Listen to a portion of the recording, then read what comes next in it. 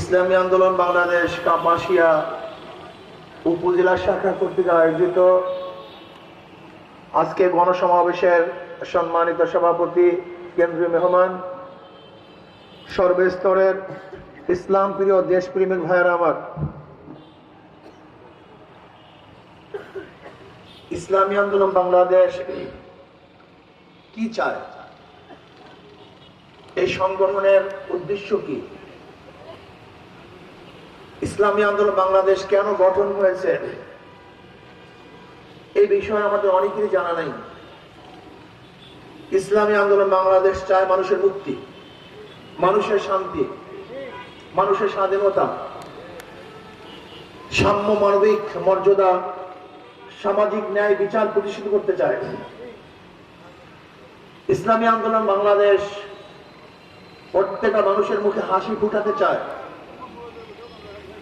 ইসলামী আন্দোলন বাংলাদেশ বাংলাদেশের যেন একজন ব্যক্তি ক্ষুধার্ত না থাকে সে ব্যবস্থা করতে চায়। ইসলামী আন্দোলন বাংলাদেশ বাংলাদেশের একটা নাগরিকের যেন বস্ত্রহীন না থাকে তাদের বস্ত্রের ব্যবস্থা করতে চায়। ঠিক। ইসলামী আন্দোলন বাংলাদেশ চায় বাংলাদেশের প্রত্যেকটা নাগরিক শিক্ষিত হোক। শুধু শিক্ষিতই নয়, বাংলাদেশের যে গরিব মেধাবী ছাত্র আছে, ছাত্রী আছে, যাদের মেধা আছে কিন্তু অর্থের অভাবে উচ্চ শিক্ষায় শিক্ষিত হতে পারছে না, ইসলামী আন্দোলন বাংলাদেশ চায় সরকারি খরচে তাদেরকে উচ্চ শিক্ষায় শিক্ষিত করতে। ইসলামী আন্দোলন বাংলাদেশ কি চায়? এদেশের পুরুষ মহিলা প্রত্যেকটা নাগরিকের অধিকারকে প্রতিষ্ঠা করতে থাকবে, মহিলাদের অধিকার। ইসলামী আন্দোলন বাংলাদেশ দেখতে চায় হাজারো মহিলারা বড় বড় ব্যবসায়ী হবে। যেরকম আমার আম্মাজান খাদিজা কুবরা রাদিয়াল্লাহু তাআলা আনহা, তিনি বড় ব্যবসায়ী ছিলেন এবং আম্মাজানের ব্যবসার ভিত্তিটি জনাব মুহাম্মদ রাসূলুল্লাহ সাল্লাল্লাহু আলাইহি ওয়াসাল্লামের চরিত্র প্রকাশিত হয়েছে এবং তিনি একজন ভালো ব্যবসায়ী, এটা প্রমাণিত হয়েছে। তিনি একজন সৎ, আদর্শবান, নীতিবান, চরিত্রবান, এটা প্রকাশিত হয়েছে আম্মাজান খাদিজা কুবরা রাদিয়াল্লাহু তাআলা আনহার ব্যবসা পরিচালনার মাধ্যমে। ইসলামী আন্দোলন বাংলাদেশ চায় বাংলাদেশের নারীরা ভালো শিক্ষিতা হবেন। যেরকম আম্মাজান আয়েশা সিদ্দিকা রাদিয়াল্লাহু তাআলা আনহা, যার থেকে নিসফুদ দ্বীন, দ্বীনের অর্ধেক প্রকাশিত হয়েছে, এরকম ইসলামের মধ্যে নারীরাও ভালো ভালো শিক্ষিতা হবেন, চরিত্রবান হবেন, আদর্শবান হবেন, দেশপ্রেমিক হবেন। তারা সমাজ নিয়ে চিন্তা ভাবনা করবেন, তারা পরিবারকে গঠন করার মতো যোগ্যতা অর্জন করবেন। ইসলামী আন্দোলন বাংলাদেশ চায় প্রত্যেকটা নারীকে, প্রত্যেকটা মহিলাকে ন্যায্য অধিকার প্রতিষ্ঠিত করতে, ন্যায্য অধিকার দিতে ইসলামী আন্দোলন চায়। ইসলামী আন্দোলন চায় মুসলমানরা যেরকম অধিকার পাবে ঠিক হিন্দুরা বাংলাদেশের নাগরিক হিসেবে সম অধিকার পাবে, সম অধিকার ভোগ করবে।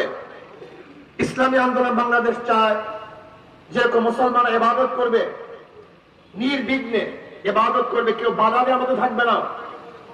এইভাবে অন্যান্য ধর্মাবলম্বীরাও বাংলাদেশের ভূখণ্ডে তাদের পূজা আস্থা করবে, তারা তাদের ধর্ম অনুযায়ী ইবাদত করবে, নিরাপত্তার সাথে, সেখানে বাধা দেওয়ার কেউ থাকবে না।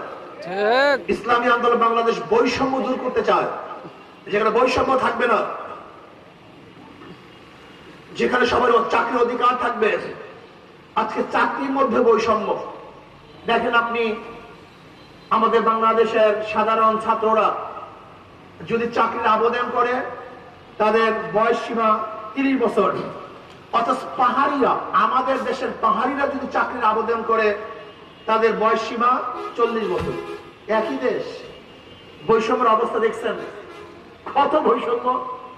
যদি মুক্তিযোদ্ধা কোঠায় কেউ আবেদন করে তার বয়স 32 বছর, আর সাধারণ আপনারা জন্ম হয়ে মনে হয় খুব ভুল করেছেন, আপনাদের বয়স সীমা মাত্র 30 বছর। এটা হয়। বিসিএস ক্যাডার হতে গেলে একজন ছাত্রের 27-28 বছর বয়স চলে যায়, এবার মাত্র 2 বছর থাকে আবেদন করার। তখন আবেদন করতে চাকরি পাবে না বেকার হবে? হাজার হাজার ছাত্র বেকার, লক্ষ লক্ষ ছাত্র বেকার, শুধু এই বয়স সীমা নির্ধারণ করার কারণে। আমরা চাই বাংলাদেশের ছাত্রদের আবেদন করার বয়স সীমা কমপক্ষে 35 হোক, সাধারণ দাবি 40 হোক, কোনো আপত্তি নেই। আমি মনে করি বয়স সীমার দরকারই নেই। যদি কেউ যোগ্য থাকে তাকে সেখানে ইন্টারভিউ নিয়ে ভর্তি করিয়ে দেন। যদি আপনি চুক্তিভিত্তিক রিটায়ার্ডের পরেও কাউকে চুক্তিভিত্তিক কাজ করাতে পারেন, অথচ তাদের বয়স শেষ, তাদের মেধা অবস্থা খারাপ, সেও যদি চুক্তিভিত্তিক চাকরিতে নিয়োগ থাকতে পারে, তাহলে আমাদের ছেলেদের এমন কি হলো যে 30 বছর পার হয়ে গেলেই সে আবেদনই করতে পারবে না? এটা কোন যুক্তি? এটা বৈষম্য। এটা আমরা চাই না।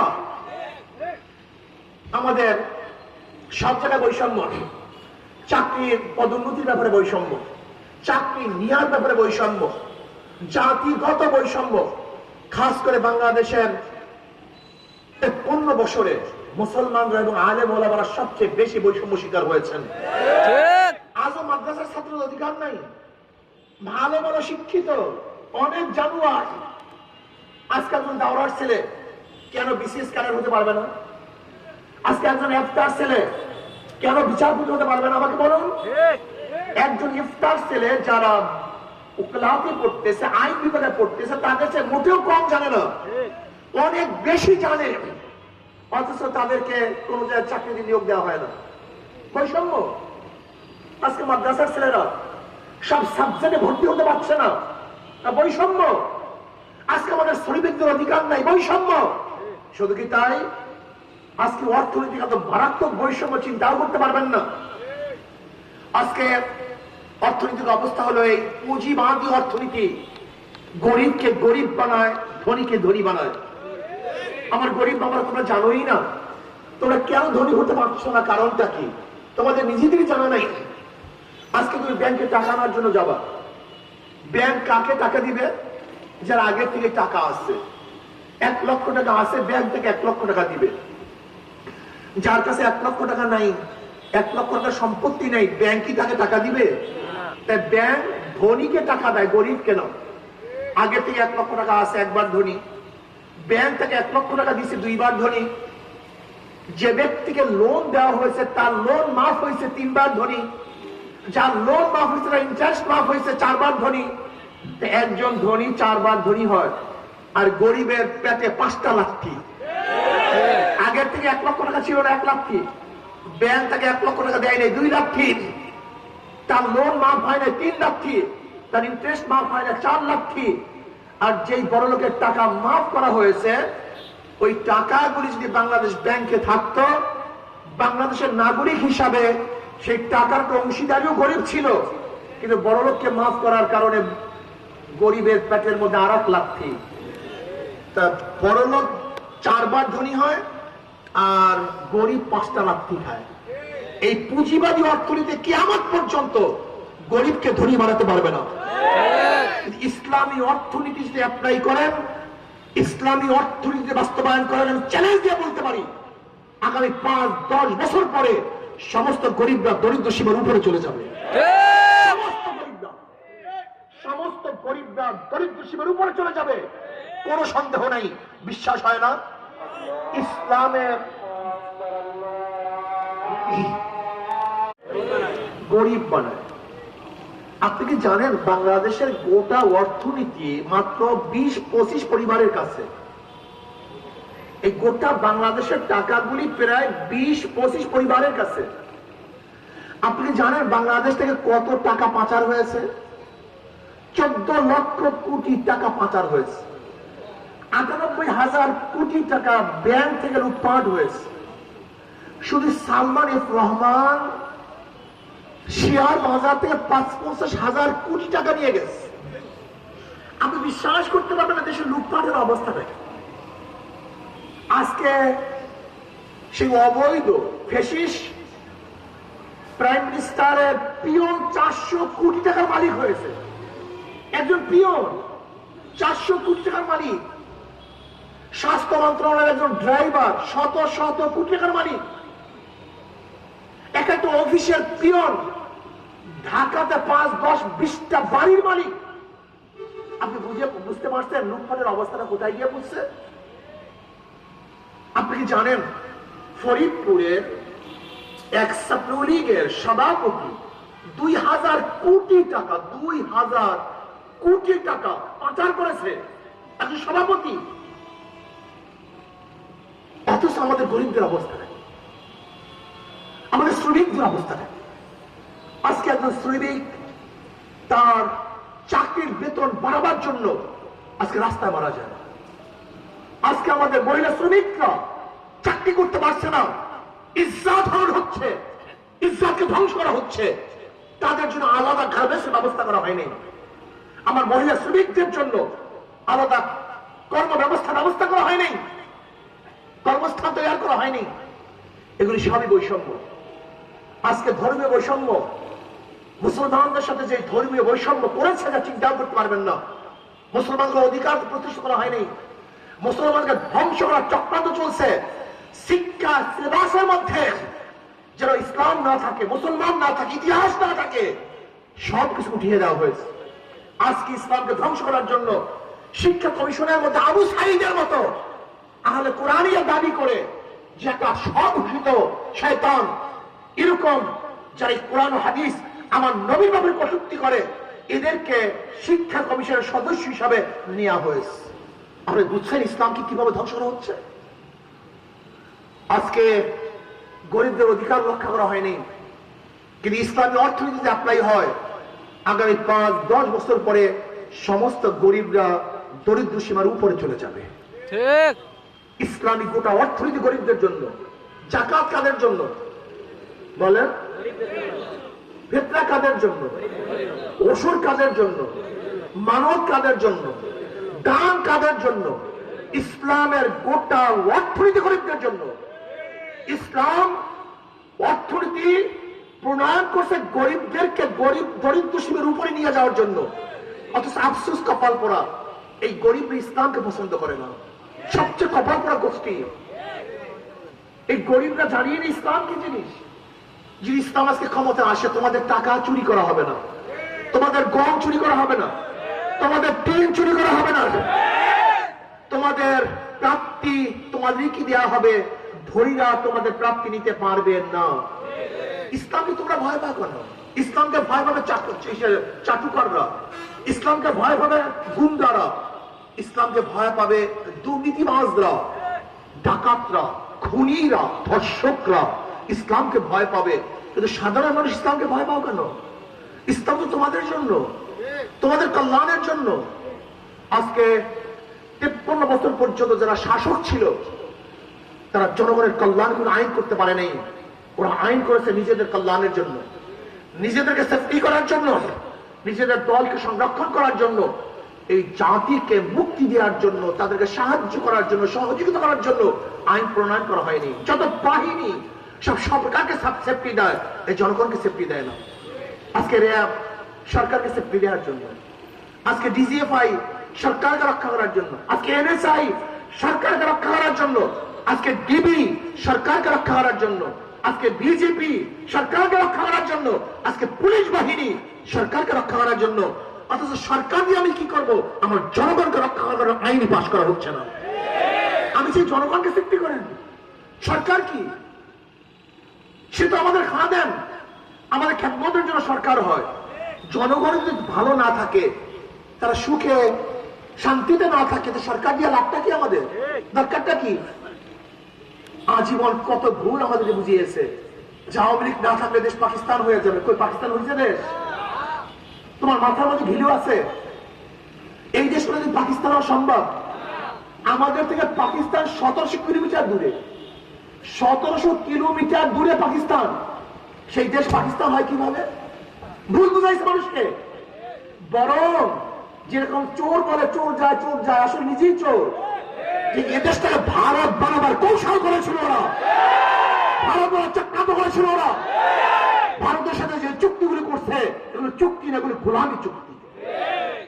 আজকে ভারত আমাদের দেশের উপরে এমন ভাবে আগ্রাসী হামলা শুরু করেছে, সমস্ত কিছু পরিবর্তন করে ভারত। পদোন্নতি করবে ভারত, ক্ষমতা রাখবে ভারত। আমরা ভারতের সাথে সুসম্পর্ক চাই, কিন্তু হস্তক্ষেপ চাই না। ভারতের সাথে সুসম্পর্ক চাই, কিন্তু তার কর্তৃত্ব বাংলাদেশে চাই না। এদেশের কর্তৃত্ব নেতৃত্ব এদেশের জনগণই দিবে, অন্য কোনো দেশ দিবে না। এদেশের পরিবর্তন এদেশের জনগণ করবে, অন্য কোন দেশের হস্তক্ষেপ আমরা কামনা করি না, সহ্য করব না। আমাদের দেশের পরিবর্তন আমরাই করব। যেহেতু 53 বছর পর্যন্ত মানুষের শান্তি দিতে পারেনি, এর কারণটা কি? 5ই আগস্ট আমরা আন্দোলন করলাম, সংগ্রাম করলাম, কিন্তু 5ই আগস্টের পরে দেখলাম আবারও লুট, আবারও খুন, আবারও চাঁদাবাজি, আবারও মিথ্যা মামলা, আবারও জুলুম অত্যাচারের কারণটা কি? আর কত রক্ত দিতে চান?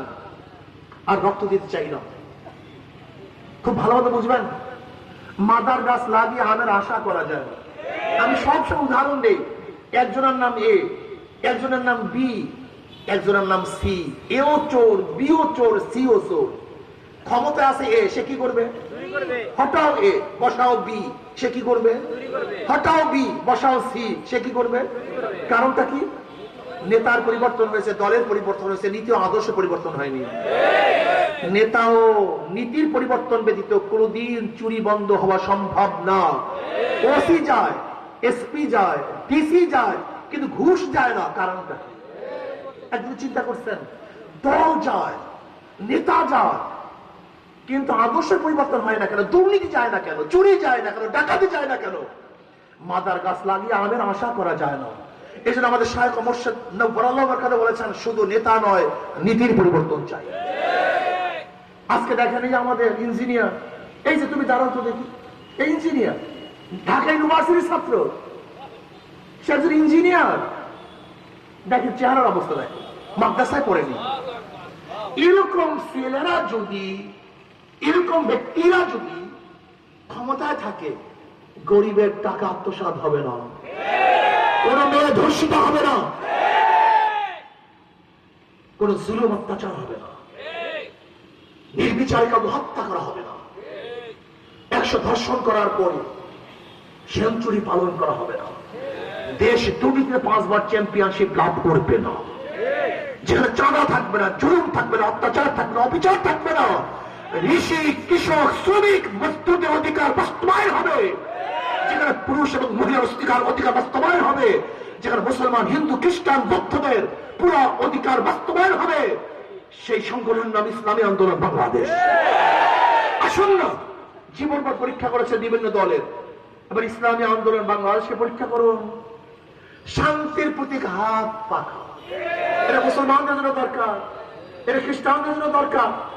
এইটা হিন্দু বৌদ্ধ যে আগে বাস বাতাস দিবেন, শান্তি পাবেন। কত সত্য না মিথ্যা? কাজে আসুন, এই হাত পাখাকে বিজয় করার জন্য চেষ্টা করুন। যদি হাত পাখা বিজয় হয়, তাহলে হাত পাখা বিজয় হবে না, জনগণ বিজয় হবে ইনশাআল্লাহ। হাত পাখা বিজয় হবে না, বাংলাদেশ বিজয় হবে ইনশাআল্লাহ। হাত পাখা বিজয় হবে না, প্রত্যেকটা নাগরিক বিজয় হবে। কাজে আল্লাহ আমাকে এবং আমাদের সবাইকে বাংলাদেশ হুকুমত কায়েম করার চেষ্টা করার তৌফিক দান করেন। আজকে থেকে ঘরে ঘরে দাওয়াত নিয়ে যাবেন, ঘরে ঘরে দাওয়াত পৌঁছাবেন। আগামী দেশ ইসলামী হুকুমত হবে, সবাই শান্তিতে বসবাস করতে পারবে। আল্লাহ আমাকে এবং আমাদের সবাইকে ধন্যবাদ, আল্লাহ আমাদের সবাইকে কবুল করে নেন। আমার হিন্দু সম্প্রদায় আসছেন, উনি নিশ্চয়ই একজন শিক্ষিত ব্যক্তি, উনি জানেন ইসলাম ক্ষমতা আসলে সবাই অধিকার বাস্তবায়ন হবে। আল্লাহ আমাকে আমাদের সবাইকে কবুল করে নেন। আল্লাহুম্মা আমিন। রব্বানা যালামনা আনফুসানা ওয়া ইল্লাম তাগফির লানা ওয়া তারহামনা লানাকুনান্না মিনাল খাসিরিন। আল্লাহ আপনার জন্য, আপনার হুকুমত, ইসলাম হুকুমত কায়েম করে দেন। ইসলাম হুকুমতের জন্য সাহাবায়ে কেরামদের নমুনা হিসেবে জাতীয় হাত করার তৌফিক দিয়ে দেন। আমরা ইসলাম হুকুমতের জন্য হাত পাকাকে বিজয় করে দেন। রব্বির হামহুমা কামা রাব্বায়ানি সগীরা। সুবহান রাব্বিকা রাব্বিল ইজ্জাতি আম্মা ইয়াসিফুন ওয়া সালামুন আলাল মুরসালিন আলহামদুলিল্লাহি রাব্বিল আলামিন। আসসালামু আলাইকুম ওয়া রাহমাতুল্লাহি ওয়া বারাকাতুহু। ধন্যবাদ।